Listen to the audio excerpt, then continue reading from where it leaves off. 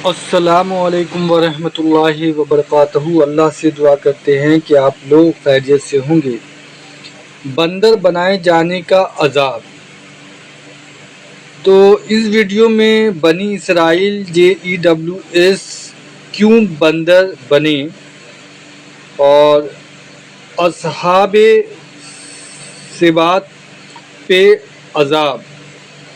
تو علی مرزا نے اس ویڈیو میں جو ہے قرآن کو پڑھ کر اس کی ترجمہ کو ہمارے سامنے رکھا ہے، اور جس طریقے سے انہوں نے ساری آیت پڑھ کے بتائی ہے، اور آپ دیکھیں کہ کس طریقے کا جو ہے عذاب کا معاملہ جو آیا تھا وہ ساری تفصیل کے ساتھ انہوں نے بتایا ہے۔ اور یہ ویڈیو آپ کو ضرور دیکھنا چاہیے، کیونکہ ہم سب کو جو قرآن اور حدیث کی روشنی میں کچھ چیزیں اگر پتہ چلتی ہے اور اس کے بارے میں معلومات ملتی ہے تو ہمیں اس پر سننا بھی چاہیے، اس پر عمل بھی کرنا چاہیے، اور اللہ سے یہی دعا کرنا چاہیے کہ اللہ ہم سب کو ہدایت کا راستہ دکھائے اور اللہ اور اللہ کے رسول کے بتائے ہوئے راستے پر ہم سب کو چلائے۔ آمین ثم آمین۔ انما جعل السبت علی الذین اختلفوا فیہ، ہفتے کا دن تو انہی پر مقرر کیا گیا تھا کہ جو اس معاملے میں مختلف ہو گئے، یعنی ایک بات کے اوپر وہ متفق نہ ہو سکے۔ اس میں اصحاب سبت کے حوالے سے ڈسکشن ہوئی ہے، جس کا تفصیلی واقعہ ہم آلریڈی سورۃ الاعراف میں کور کر چکے ہیں۔ ایک ہی پیغمبر کے ماننے والے تھے اور ایک خدا کے ماننے والے تھے۔ اللہ تعالیٰ کی طرف سے حکم آیا کہ ہفتے کے دن شکار نہیں کرنا، اس کو خالصتاً اللہ کے لیے وقف کرنا ہے، لیکن انہوں نے اس میں ہیلوں اور بہانوں سے کام لیتے ہوئے اللہ تعالیٰ کے حکم کو توڑ دیا، اور وہ آزمائش بھی بنی اس حوالے سے کہ باقی پورے ویک میں مچھلیاں نہیں آتی تھیں، ہفتے والے دن وہ مچھلیاں، سورۃ الاعراف کے الفاظ ہیں کہ ان کی آنکھوں کے سامنے خدکتی تھی پانی سے نکل نکل کر۔ شاید مچھلیوں کو بھی پتہ چل گیا تھا کہ یہ مجبور ہے، ہمیں شکار نہیں کر سکتے۔ کچھ عرصہ تو انہوں نے صبر کیا، پھر وہ اس گناہ کے اندر مبتلا ہو گئے، اور ان میں 3 گروہ بن گئے، جو یہاں پر آیا کہ مختلف ہو گئے لوگ اپنے اوپینین کے پوائنٹ آف ویو سے اس حکم کے حوالے سے۔ ایک اہل ایمان کا وہ گروہ تھا جو کامل الایمان تھے، جنہوں نے ٹرو اسپرٹ کے اندر اس حکم کے اوپر عمل کیا اور ہفتے کے دن کے شکار سے باز آ گئے۔ ان کے بارے میں اللہ تعالیٰ نے سورۃ الاعراف میں ساتھ ہی ذکر کر دیا کہ وہ تو نجات پا گئے۔ دوسرا گروہ وہ تھا جو اس گناہ کے کام میں ملوث ہوا، اور یقیناً وہ تو تباہ و برباد ہو گئے، حتیٰ کہ اللہ تعالیٰ نے فرمایا کہ ہم نے انہیں پھٹکارے ہوئے بندر بنا دیا، ان کی شکلیں بندروں سے بدل دی گئیں۔ تیسرا گروہ وہ تھا جو خود تو اس گناہ کے اندر مبتلا نہیں ہوا، لیکن اس نے ان لوگوں کو بھی اس برائی سے نہیں روکا، حتیٰ کہ جو لوگ اس برائی سے روک رہے تھے کہ اللہ کی حد کو نہ توڑو، انہیں بھی کہا کہ ان کو ان کے حال پر چھوڑ دو، یہ خود وبال اس کا چکھیں گے، ہمیں کیا ضرورت ہے انہیں منع کرنے کی، انہیں پتہ تو ہے کہ اچھائی کیا ہے اور برائی کیا ہے۔ یہ اس قسم کے جو ممی ڈیڈی قسم کے لوگ ہوتے ہیں نا، بزدل، یہ اس امت میں بھی بڑی کثرت سے پائے جاتے ہیں، جو چاہتے ہیں کہ ہم ساری پارٹی کو خوش رکھیں، کیونکہ جب آپ کسی کی برائی اس پہ ہائی لائٹ کریں گے تو وہ آپ کا دشمن بن جائے گا۔ تو بہتر یہ ہے کہ آپ میٹھی میٹھی باتیں کریں، کسی کو برائی سے نہ روکیں تاکہ کسی کی دشمنی مول نہ لیں۔ جب وہ ان لوگوں کو کہتے تھے کہ تم لوگ انہیں کیوں روکتے ہو، انہیں نہیں پتا کہ اچھا کیا ہے برا کیا ہے،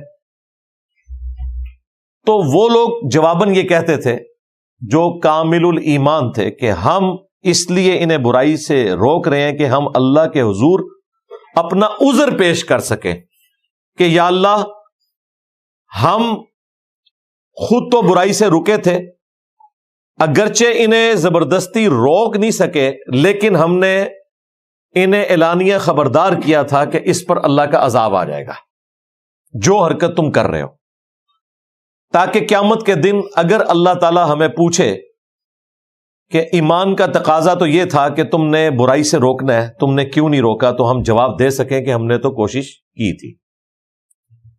اب حیران کن بات ہے کہ جن لوگوں نے برائی سے روکا ان کے بارے میں تو سورۃ الاعراف میں آیا کہ ہم نے انہیں نجات دے دی۔ جو لوگ اس برائی میں انوالو ہوئے ان کے لیے کہا کہ ان کو ہم نے بندر بنا دیا، ایک جگہ خنزیر بنانے کا ذکر بھی آیا۔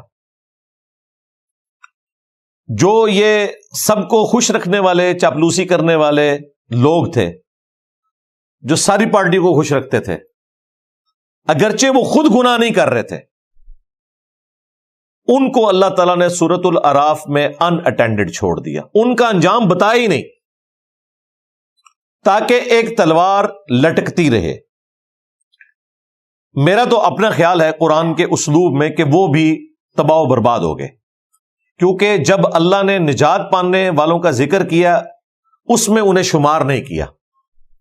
اگر وہ نجات نہیں پا سکے تو پھر دوسری بات ہی ہے، کیونکہ اسلام میں درمیان کی چیز تو کوئی نہیں ہے، 0-1 والا معاملہ ہے، لیکن جان بوجھ کے ان کا ذکر چھوڑ دیا تاکہ ایک تلوار لٹکتی رہے۔ اس حوالے سے جو اہل ایمان ہوں گے انہیں بات سمجھ آ جائے گی کہ وہ لوگ بھی برباد ہو گئے، اور دوسرے لوگوں کے لیے ایک آزمائش والا معاملہ ہو جائے گا۔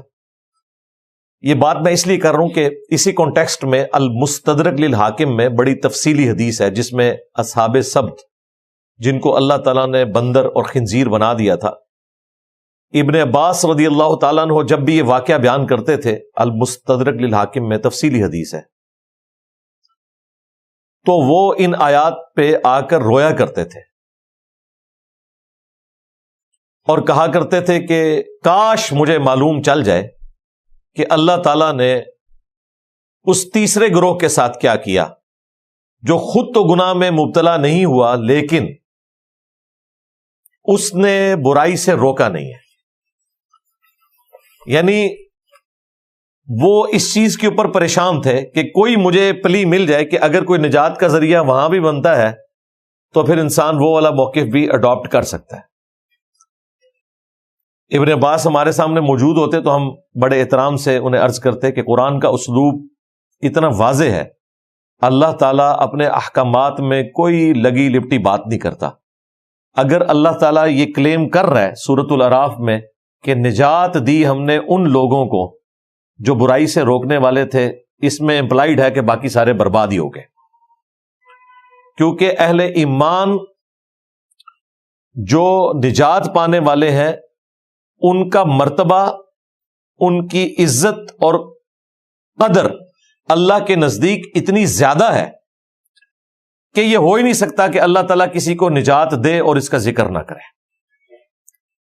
تو میرے خیال میں تو یہ دو ہی گروہ تھے، ایک نجات پا گئے، باقی برباد ہو گئے۔ پھر قرآن حکیم کا اسلوب وہ صرف نیکی کی دعوت کی بات نہیں کرتا، برائی سے روکنے کی بھی بات کرتا ہے۔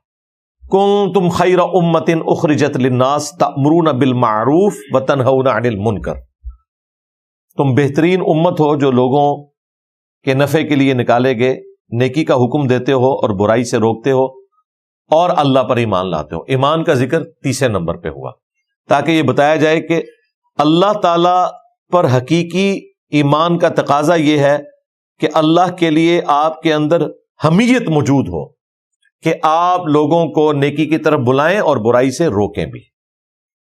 نیکی کی طرف بلانا بھی آسان کام ہے، اصل مسئلہ ہے برائی سے روکنا۔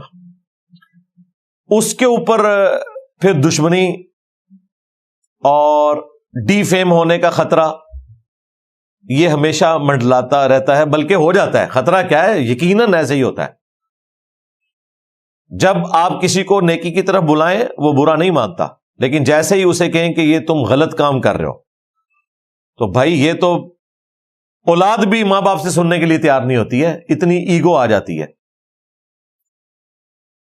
پھر صحیح مسلم میں جو حدیث ہے کہ برائی کو ہو سکے تو ہاتھوں سے روکو، جو حکمران وقت کا کام ہے یا گھر میں والد کا کام ہے جس کے اختیار میں یہ چیز. ہاتھ سے نہیں روک سکتے تو زبان سے برا کہو، روکنے کی کوشش کرو. اب یہ کام بھی اصحاب سبت میں اس تیسرے گروہ نے نہیں کیا تھا. ان کا تھا ٹھیک ہے ان کو کرنے دو. یہ کام جنہوں نے کیا تھا اللہ نے انہیں نجات دی. اور پھر نبی اسلام نے فرمایا اگر زبان سے بھی نہیں روک سکتے تو کم از کم دل میں برا جانو، لیکن کہا کہ ذالک اضعف الایمان، یہ ایمان کا سب سے کمزور ترین درجہ ہے. یعنی ایک کمزور دھاگے سے آپ ایمان کے ساتھ جڑے ہوئے ہیں اگر آپ برائی کو دل میں برا جان رہے ہیں. یعنی کسی بھی وقت آپ اس کیٹیگری سے باہر نکل جائیں گے. یعنی یہ کوئی اللہ تعالیٰ کو پسندیدہ نہیں ہے کہ کوئی شخص دل میں برائی کو برا جانے. اجازت اس لیے دے دی کہ بسا اوقات اس کی ضرورت پڑ جاتی ہے جہاں زندگی موت کی کشمکش بن جائے، وہاں تو بات سمجھ آتی ہے کہ کوئی شخص دل میں برائی کو برا جانے. لیکن جہاں زندگی موت کی کشمکش نہیں ہے، صرف ایک رکھ رکھاؤ کے ختم ہونے کے ڈر سے، ڈی فیم ہو جانے کے ڈر سے، خام خواہ کسی کی نظروں میں برا بننے کے ڈر سے آپ رک جاتے ہیں، تو میں نہیں سمجھتا کہ ایسا شخص قیامت کے دن اللہ تعالیٰ کو کوئی جسٹیفیکیشن پیش کر سکتا ہے. سیدھی سی بات ہے. امت کی تباہی کی وجہ یہ ہوتی ہے کہ جب امت کے بڑے برائی سے روکنا چھوڑ دیں اپنی زبان سے اور دل میں برا جاننا شروع کر دیں، پھر اگلی نسل دل میں بھی برا جاننا چھوڑ دیتی ہے. کیونکہ جب تک آپ اپنی زبان سے اظہار نہیں کریں گے تو کیسے پتا چلے گا کہ یہ برائی ہے؟ لوگ سمجھیں گے کہ اسی طریقے سے کو ایگزسٹ کرنا ہوتا ہے برائی کے ساتھ، گناہ کے کاموں کے ساتھ. لہذا اصحاب سبت کا واقعہ نہ صرف بنی اسرائیل کے لیے بلکہ امت محمدیہ صلی اللہ علیہ وآلہ وسلم کے لیے بھی ایک عبرت والا واقعہ ہے کہ ہمیں اپنے معاملات میں سیدھا ہونے کی ضرورت ہے. اور یہ کوئی آپشنل چیز بھی نہیں ہے. کامیابی کی اللہ تعالیٰ نے 4 شرائط رکھی ہیں سورۃ العصر میں. الا الذین آمنوا، پہلے فرمایا کہ زمانے کی قسم ہے کہ پوری انسانیت ہی گھاٹے میں ہے، یا زمانہ گواہ ہے اس بات پہ کہ انسانیت گھاٹے میں چلتی آ رہی ہے. والعصر ان الانسان لفی خسر، واقعی انسانیت گواہ ہے کہ نوح علیہ السلام کے ساتھ صرف 78 لوگ تھے جو نجات پا گئے، باقی تو سارے برباد ہوئے. یہ زمانہ گواہ ہے، زمانے نے تو یہ وقت دیکھا ہے نا. زمانے کی قسم، زمانہ گواہ ہے اس بات پہ کہ پوری انسانیت گھاٹے میں ہے، سوائے ان کے کہ جو ایمان لے آئے. الا الذین آمنوا وعملوا الصالحات، اور نیک اعمال کیے. اگلی 2 چیزیں بہت مشکل ہیں. وتواصوا بالحق، حق بات کی وصیت کرتے رہے. وتواصوا بالصبر، اور اس کا لازمی نتیجہ یہ ہے کہ پھر جو تکلیف آنے والی ہے اس کے اوپر بھی صبر کی تلقین کرتے رہے. کس کو؟ یعنی جن کو آپ تلقین کر رہے ہیں نا حق بات کی، ان کو آپ ساتھ یہ بھی بتائیں گے کہ جب آپ حق کے راستے پر چلو گے یا کسی کو برائی سے روکو گے تو تم پہ تکلیف بھی آ سکتی ہے. تو ان کو پھر آپ نے صبر کی تلقین بھی ساتھ کرنی ہے. اور پریکٹیکلی آپ اپنے آپ کو بھی صبر کی تلقین کر رہے ہیں، کیونکہ ہو سکتا ہے کہ جسے آپ حق بات کی وصیت کر رہے ہیں وہی آپ کو صبر کے درجے پر پہنچا دے، آپ کی مخالفت کے اوپر کھڑا ہو جائے. تو یہ جو لولا لنگڑا قسم کا دین لیے لوگ پھرتے ہیں، جس میں آپ نے صرف نیکی کا حکم دینا ہے، برائی سے روکنا نہیں ہے، یا خود نیکیاں کرنی ہے باقی جائیں بھاڑ میں. وہ باقی نہیں بھاڑ میں جائیں گے، آپ نے بھی بھاڑ میں چلے جانا ہے ساتھ. کیونکہ آپ نے تو 4 شرائط پوری کرنی ہے کامیابی کے لیے جو اللہ تعالیٰ کی طرف سے اوبلیگیٹری ہے۔ اصحاب سبت کا واقعہ اس اعتبار سے قرآن حکیم میں ایک یونیک واقعہ ہے کہ آپ گناہ نہ کرتے ہوں لیکن گناہوں سے روکتے بھی نہ ہوں تو بھی گویا کہ آپ انہی لوگوں میں شمار ہوں گے کہ جو گناہ کرنے والے ہیں، کیونکہ آپ نے اللہ تعالیٰ کے لیے اپنی غیرت حمیت نہیں دکھائی۔ تو اللہ تعالیٰ نے یہاں پہ یہودیوں کا ذکر کیا کیونکہ اس سے پہلے حضرت ابراہیم علیہ السلام کا ذکر ہوا تھا، اور یہودی اپنے آپ کو ابراہیمی کہتے تھے، ہے بھی تھے، نسلاً تو تھے، بنو اسرائیل میں سے تھے، اور دین ابراہیمی کو بھی کلیم کرتے تھے، ایک خدا کے ماننے والے تھے، اگرچہ اس میں خرابیاں آ گئی تھیں۔ تو اللہ تعالیٰ نے فرمایا کہ ہفتے کا دن تو انہی پر مقرر کیا گیا تھا جنہوں نے اس میں اختلاف کیا۔ وَإِنَّ رَبَّكَ لَيَحْكُمُ بَيْنَهُمْ يَوْمَ الْقِيَامَةِ، اور بے شک تمہارا رب ان کے درمیان فیصلہ کر دے گا قیامت کے دن، فِي مَا كَانُوا فِيهِ يَخْتَلِفُونَ، اس بات میں جس میں وہ دنیا میں اختلاف کیا کرتے تھے۔ اچھا، یہ اکثر اختلافات کے بعد اللہ تعالیٰ ذکر کرتا ہے کہ ہم قیامت کے دن ان کے درمیان فیصلہ کر دیں گے۔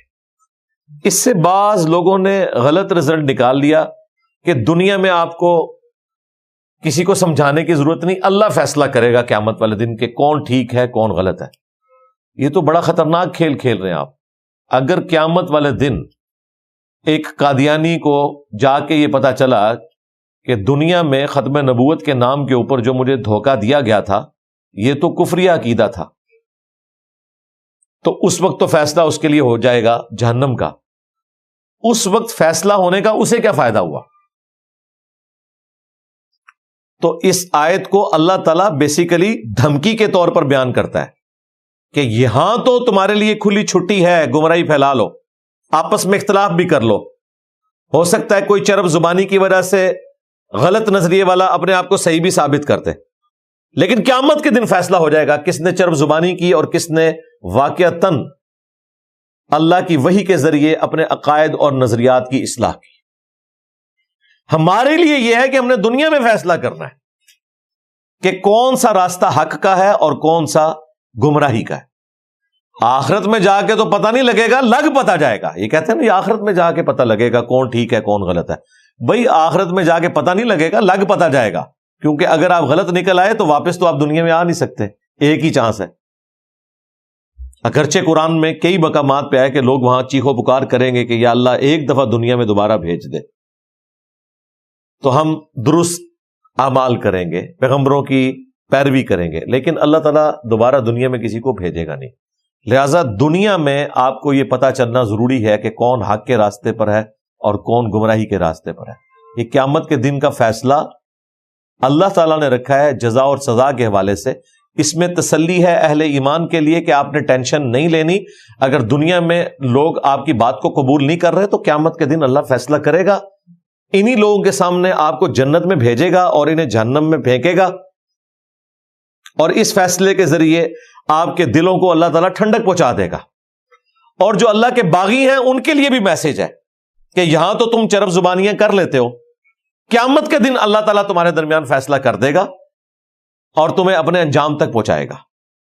میں اکثر یہ کہتا ہوں کہ اہل ایمان کے لیے جتنی خوشی جنت میں جانے کی ہے نا، اتنی ہی خوشی اہل ایمان کے لیے قیامت کے دن یہ بھی ہے کہ جن لوگوں نے دنیا میں اہل ایمان کو تکلیفیں دی ہیں، اہل ایمان جب انہیں عذاب میں مبتلا دیکھیں گے نا تو ان کے دلوں کو سکون ملے گا۔ مثلاً عمار ابن یاسر رضی اللہ تعالیٰ عنہ نے ایک دن میں اپنے ماں باپ دونوں کو کھویا ہے، اتنی بے دردی کے ساتھ ان کی نگاہوں کے سامنے ان کے والد یاسر کو قتل کیا گیا اور ان کی والدہ سمیہ کو، اور کتنی تکلیف کے ساتھ مخالف سمت میں 2 اونٹ دوڑائے گئے، جسم کے 2 ٹکڑے کیے گئے۔ اور پھر دیکھیں عمار ابن یاسر نبی علیہ السلام کی وفات کے بعد بھی آلموسٹ 30 سال تک زندہ رہے. جنگ صفین میں شہید ہوئے ہیں 37 ہجری کے اندر. سمجھ لیں تقریباً 26 سال 27 سال زندہ رہے.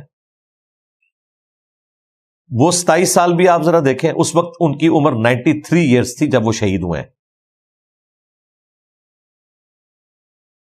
اور اس سے پہلے شروع کے 10 مسلمانوں میں وہ بھی آلموسٹ 23 سال آپ ملا لیں. ماں باپ کو کھویا، پھر 55 سال اس غم میں گزارے کہ مجھے بتائیں کوئی شخص یہ منظر اپنی زندگی میں بھلا سکتا ہے کہ جس کے ماں باپ ایک دن میں اتنی بے دردی سے قتل کر دیے جائیں بغیر کسی جرم کے، صرف ایک خدا پر ایمان لانے کے سبب. میں کہتا ہوں کہ یہ زخم تو حضرت عمار ابن یاسر کا اس دن بھی ہرا ہوگا جس دن قیامت کے دن وہ اٹھائے جائیں گے. آتا ہے نا جامعہ ترمذی کے اندر سنن نسائی میں کہ قیامت والے دن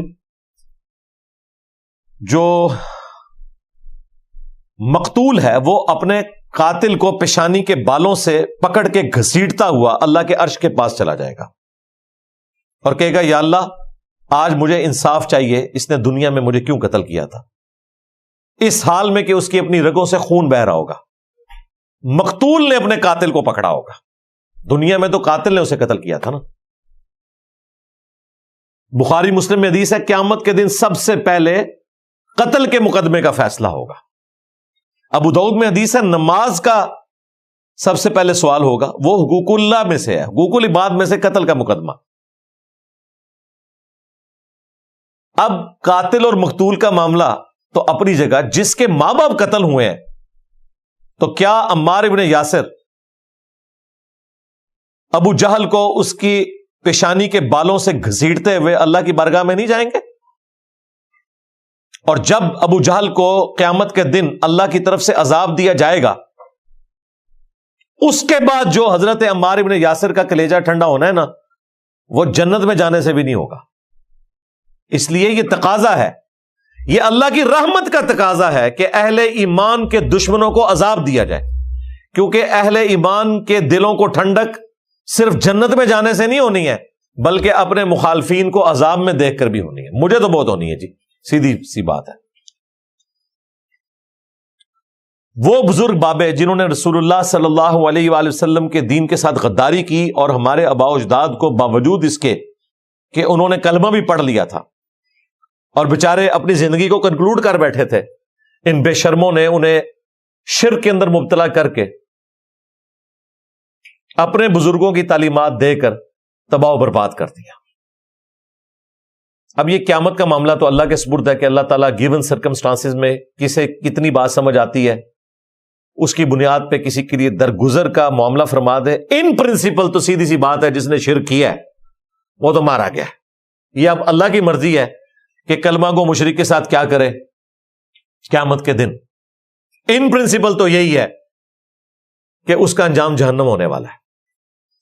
اس لیے جو لوگ اللہ تعالیٰ کے باغی ہیں، مجرم ہیں، ان لوگوں کی سزاؤں کو دیکھ کر بھی اہل ایمان کو خوشی ملے گی. پارہ نمبر 30 میں آتا ہے نا کہ دنیا میں اہل ایمان کا یہ مذاق اڑایا کرتے تھے، اب اہل ایمان جو ہیں وہ تختوں پہ بیٹھے ہوئے، تکیوں پہ ٹیک لگائے ہوئے ان کا مذاق اڑا رہے ہوں گے.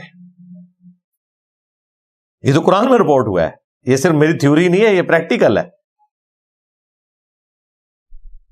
وہ کافروں کا مذاق اڑائیں گے اور جسٹیفیکیشن اس کی موجود ہے. انہوں نے دنیا میں اللہ کے لیے تکلیفیں کاٹی ہیں، ان تکلیفوں کا ازالہ اسی صورت میں ہے کہ جو تکلیفیں ان کو کافروں نے دنیا میں دی وہی تکلیف وہ دیں ان کو، چاہے وہ کافر ہوں یا اہل ایمان میں سے ہوں، فاسقین ہوں. رہا درگزر والا معاملہ وہ ایک الگ چیز ہے، وہ اللہ کا اور بندوں کا معاملہ ہے، لیکن ان پرنسپل یہ بڑا خطرناک معاملہ ہے.